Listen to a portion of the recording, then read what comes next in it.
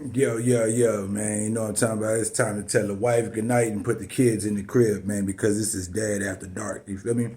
So, and on this one, we're going to have to run this one from the cell phone this time, man. I cannot get the camera, the lighting, and all of that. Plus, my camera battery decided it wanted to be dead and didn't charge it anyhow. So we're going to work without it.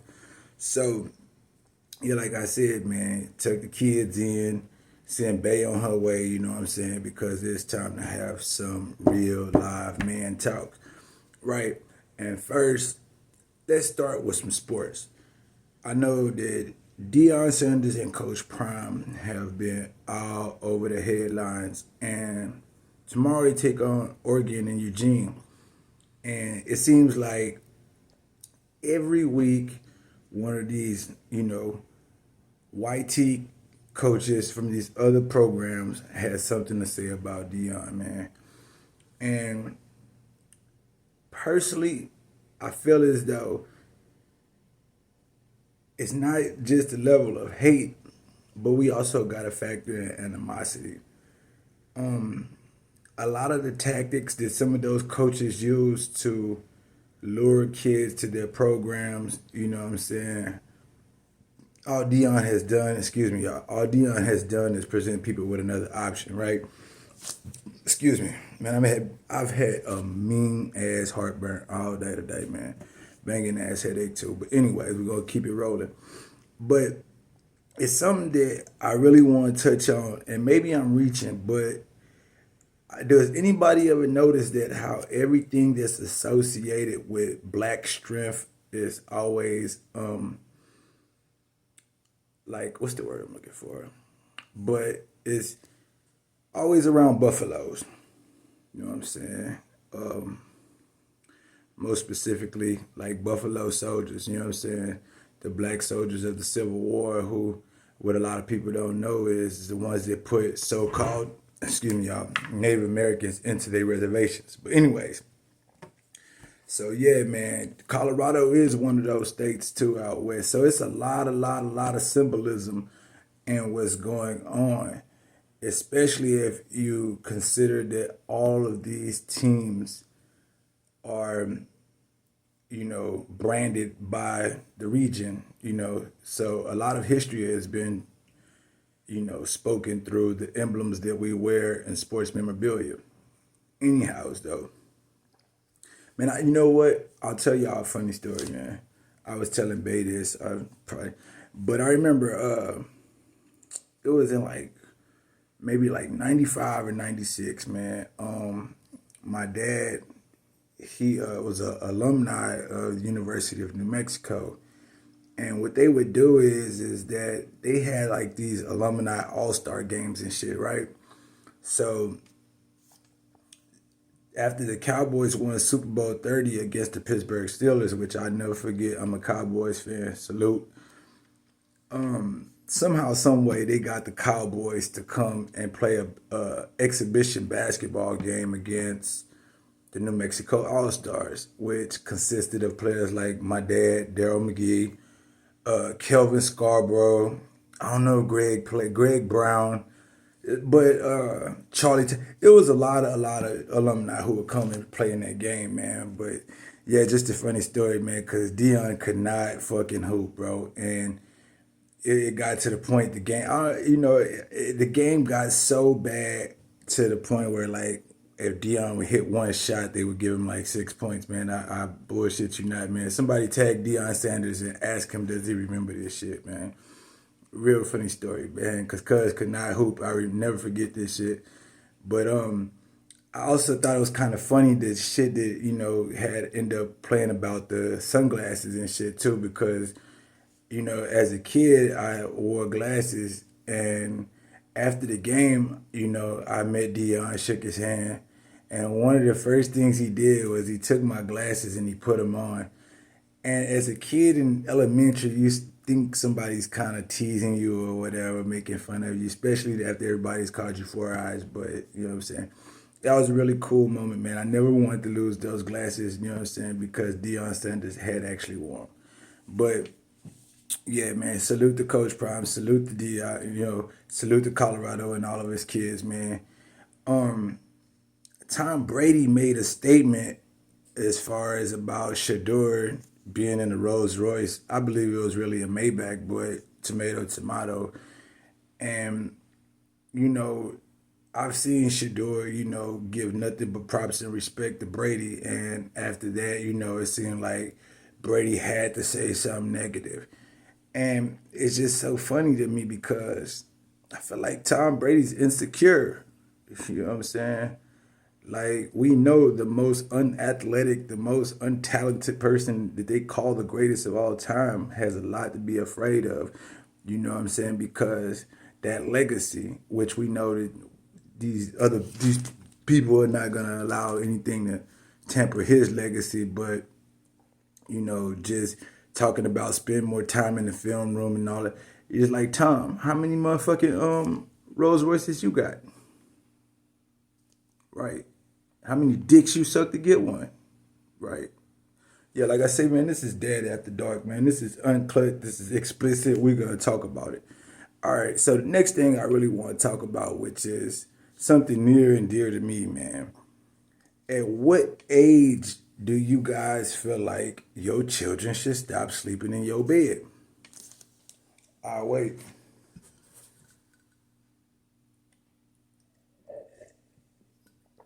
Right, because shit,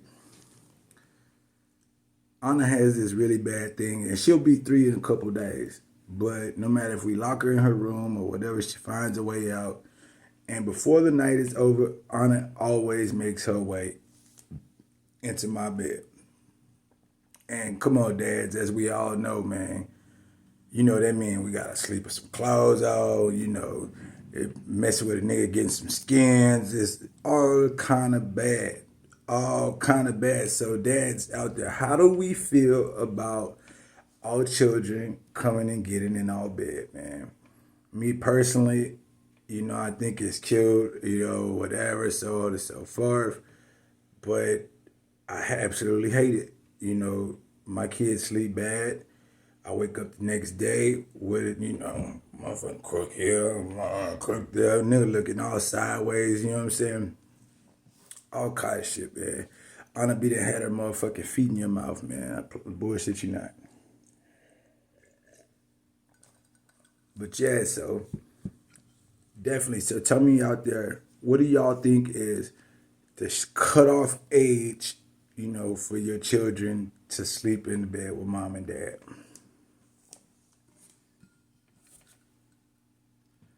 And I know she hear me too, you know what I'm saying? Like, she hear me. Hopefully she don't come in here and interrupt.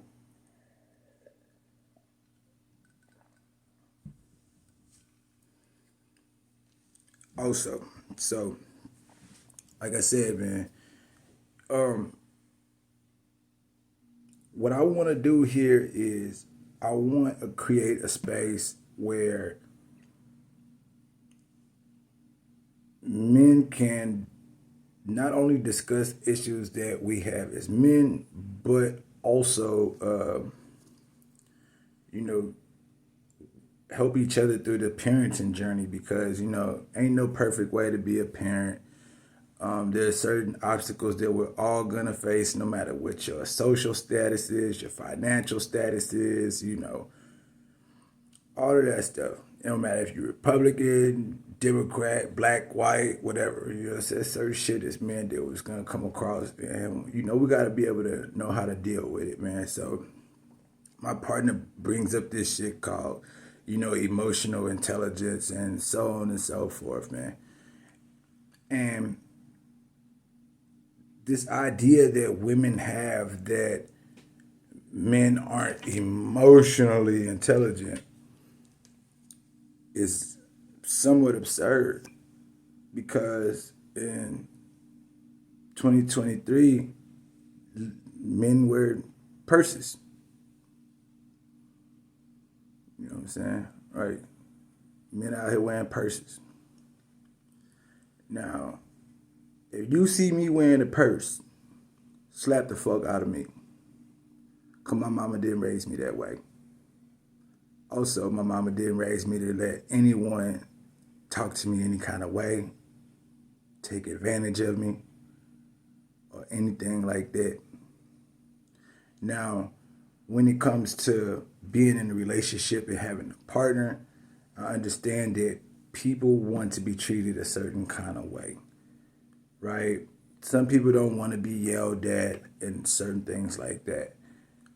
And after you become a parent, you start to see that you don't want to have to yell at your partner like you do your children. Simple.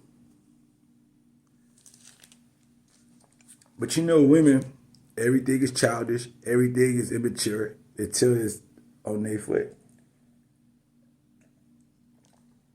So, man, yeah, let's talk about it, man. What is emotional intelligence for a man? Is it to know when to be vocal? Is it to know when to stand down? Is there any merit in the phrase happy wife, happy life? Or is it happy spouse, happy house? What's your take on it? I don't know, y'all let me know what y'all think in the comments.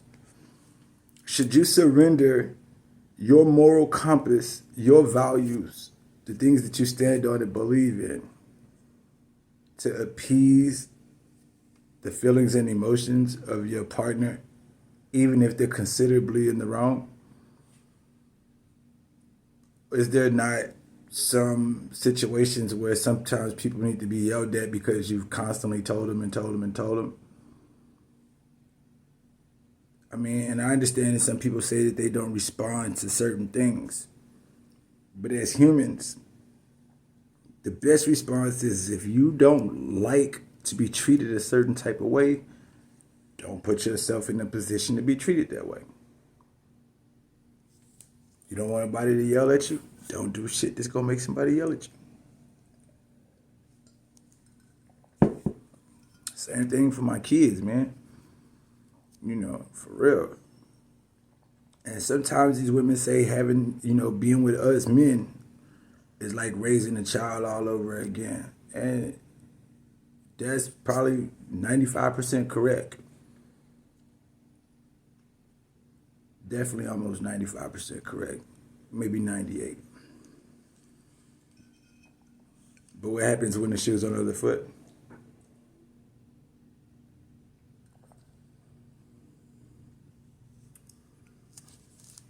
Right. Moving on. So, dads, where are we at with intramural sports? Are we still putting our children in, the football league, baseball leagues, and stuff like that, man? Because I see that, this new generation of children, they don't want to do shit. They don't want to leave out the house. They want to play the game. They meet up with their friends in the park on the game or on Call of Duty or anything like that. So, dads, do we, allow our children to be involved in esports, and not be so health conscious and stuff like that? Or are we going to push them to go outside, get some sunlight, be healthy, be active, and learn how to cooperate and move as a team, man? Because I think that a lot of people have forgot how to work with others as a team, and that's something that I truly believe that sports allows people or enables people to learn how to do, man.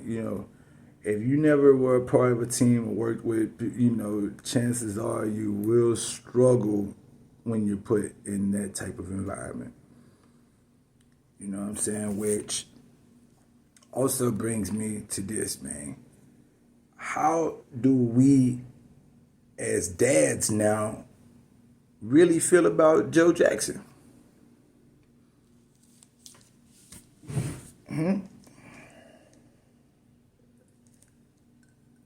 The reason why I'm saying is because Joe Jackson is starting to symbolize the push that most of us are failing our children by not giving them.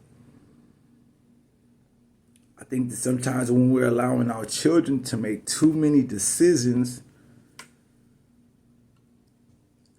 that they lose the drive to maximize their fullest potential.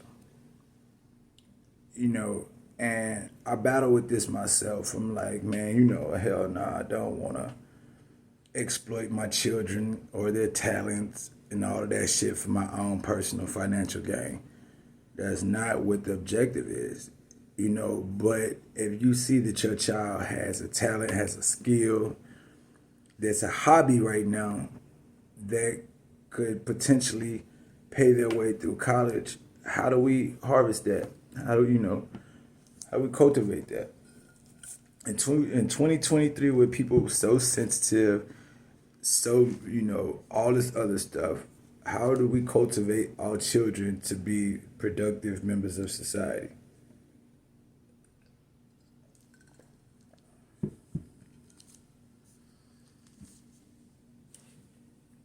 I don't know, man.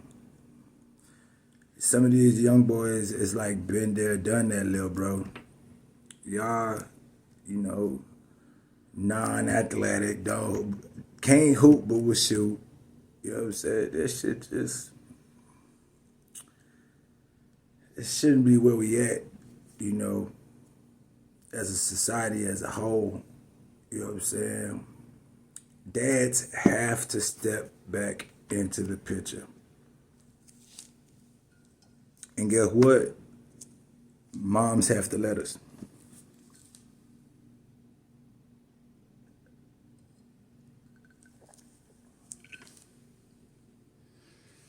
It seems like so many people would rather do it themselves, that the role of the dad, the father, has been diminished. And it reflects on society. It reflects.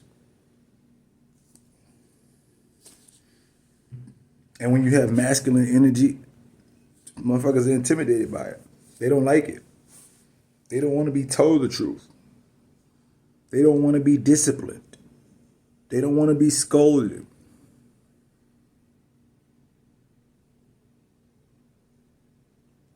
See, a man's energy is nurturing in its own kind of way.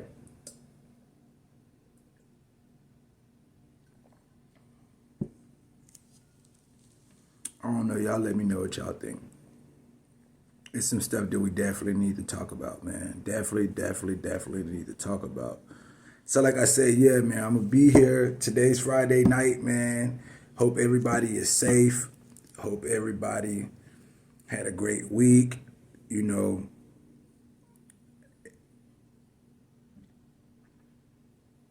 Most importantly, I'm glad everybody stopped to tune in and listen to what I had to say, man, because it's going to talk about a lot of stuff here. This is Dad After Dark, man. You know what I'm saying? So this episode, we're going to keep it clean. You know what I'm saying? Just introduction, tell y'all a little bit about what we're trying to do, who the audience is, and what's the goal. Because us as men, as dads, as fathers, as all of that, we need a place where we could come and talk amongst each other without the outside interference of society. And sometimes we're going to be right. Sometimes we're going to be wrong.